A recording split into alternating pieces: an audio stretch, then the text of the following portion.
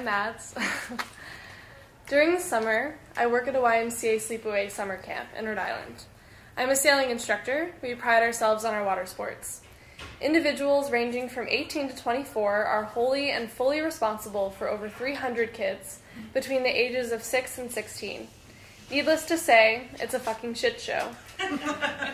Your time off is your time to not remember that your 13-year-old bratty campers are covering each other's beds with bug spray as a form of well-plotted revenge. There is always a 4-step plan to your day off. 1, get good food. 2, get fucked up. And 3, hook up with another staff member. And 4, spend your remaining hours off basking in the sun, getting high to cure the hangover. Then we go back to take care of our equally belligerent children. In the middle of the summer, we were in phase 2 of 24 hours off. About 40 of us arrived at my friend's house in Cape Cod. It was very low key for a camp party. Tonight was going to be my night for a summer hookup. His name was Caleb. He's British, very sweet. Through the gossip chain of camp staff, we are both too aware that we had feelings for each other, and that we both want something to happen. So the night was weird, trying to strike that cool balance between I want you and I don't want you that badly, drinking in hopes of making yourself less awkward. Then we found ourselves sitting next to each other. There was a crowd sitting and talking around a big black table on the patio outside. He slipped his fingers over my thighs and began to massage my clit through my jeans, in front of everyone. I squirmed my pelvis away from his fingers, but he went for it again. I took his hand, I placed it in his lap, and stood up. That was strange, violating, but I wasn't mad. The night continued. My friend Hannah came up to me and said, "Dude, hook up with Caleb. He thinks you aren't into him." A wave of guilt fell over me. I needed to make him feel like I didn't like him. I needed to make him feel like I did like him, sorry. I was not trying to reject him. Almost immediately, I found myself leading him to the side of the house. We began kissing. It was soft and pleasant, but soon his voice was growling in my ear. He ripped off my belt, unbuttoned my jeans, tearing them down my legs. He was grabbing my ass so hard, pulling me onto him with more force each time. I can feel the bruises. My underwear is sliding down my legs as he shoves his fingers into my vagina. It happened so quickly. He never asked. He just did. "Caleb, I can't do this. This is a lot for me. I'm a virgin." "Well, do you want to change that?" "No." I put my underwear back on. I said no. I thought he would be okay with just kissing. When I looked up from placing my underwear back into my body, he had taken off his pants. He grabbed me again, pulling me onto him, trying to penetrate me through my underwear. I pushed him away several times and finally pretended like I needed water. I put my pants back on and went inside. My insides ached. His fingers had pressed so deeply into my walls. When I went to the bathroom, blood was covering my underwear. He popped my cherry without my permission. Before going to the bathroom, I felt okay, not processing what had happened, but in that moment, something was taken from me. My own blood, my sacred blood, was flowing from my most intimate organ without my permission. I hated it. I hated my blood. My period became a reminder of my assault. It was not something beautiful, not something that praised my fertility and power as a woman, but as someone who was weak. The summer passed and my sophomore year of college began. In the middle of the first semester, I quit my birth control to see if it would help my migraine condition.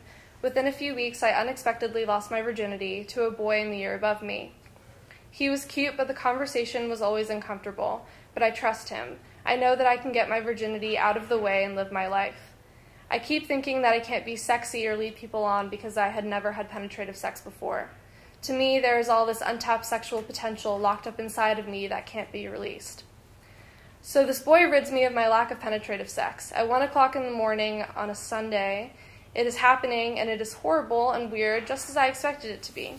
He is incredibly stoned, and I am sober, waiting for this to end. "I feel like I'm just doing this to you," he said. "Well, yeah, I'm losing my virginity right now, and it's really uncomfortable," I replied. "Oh shit, I didn't even think about that. I'm just trying to get out of here, but here I am, laying here, telling him how great this is. Wow, so happy we were hanging out tonight. Let's definitely do this again soon." This moment of no longer being not penetrated by a dick thing is so alleviating. I had had a serious boyfriend for almost 3 years. We tried to have sex, but it was always too painful. We did not have great sexual chemistry, meaning I thought I was the broken one. I would cry almost every time we had a failed attempt. It turns out his ignorance of female anatomy could not make me wet enough for 2.5 years. So even though losing my virginity was a strange experience and we never were on the same page, having sex with him meant there was nothing physically wrong with me. That week after I'd lost my virginity, I am scheduled to receive my red reminder of that summer, but I didn't. And I didn't the next week, or the next week, and not the next week after that either. I'm pregnant. I'm so sad. I don't know if I can handle an abortion. I think it would really fuck me up. I'm pro-choice, but I understand how someone can be pro-life. It's a baby inside of me, not a foreign object, an alien creature living within my sacred walls, nestled deep within the core of my being. Women are magical in their life-giving properties. Abortion feels against my love for my own gender. What am I going to do about this baby? I was a month overdue for my period. I'd been avoiding my virginity taker, but we hung out, hooked up. He asked me why we hadn't seen each other in so long. I admitted to him that I thought I was pregnant. The first words out of his mouth, "I'm going to be a daddy." I decided I'm going to kill him. I'm infuriated. He is not burdened with the idea of ending a child's life that is forming inside of you, a child that is living, depending upon my existence within my uterus, a child that is an intrinsic part of me, wholly and fully connected to my mind and body. Babies are so beautiful. The next day, I found myself at CVS, way in the back under a very discreet sign reading family planning. Why are there so many different kinds of pregnancy tests? I thought there would be 1 or 2, but over 10 different kinds? Why is this test a test that determines if a life will be brought into this world, a life that is the happiest moment of realization for a mother or the mental breakdown for someone like me, commercialized, dehumanized? It's a fucking pea stick that has a plus or minus. How many do you need to manufacture? I was overwhelmed by the sheer amount of options. Who do I call to ask what kind is the best for me? Who is the answerer for a recommended pregnancy test? The longer I looked at the wall of pink, yellow, and blue boxes, the more I began to shake.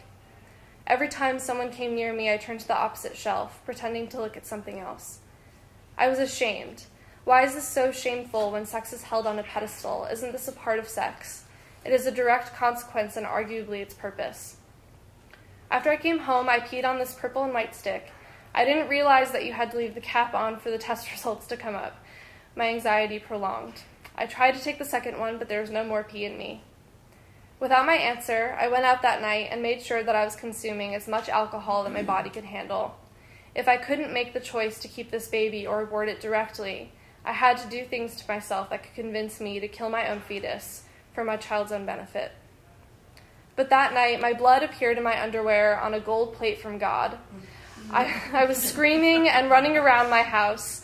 It felt so good to bleed. I wanted to let my blood come straight out of my vagina, run down my legs. I wanted to rub it all over my fucking body and declare that I was not pregnant. I was a fertile woman with absolutely no baby inside me. And that night, my blood became worthy of celebration.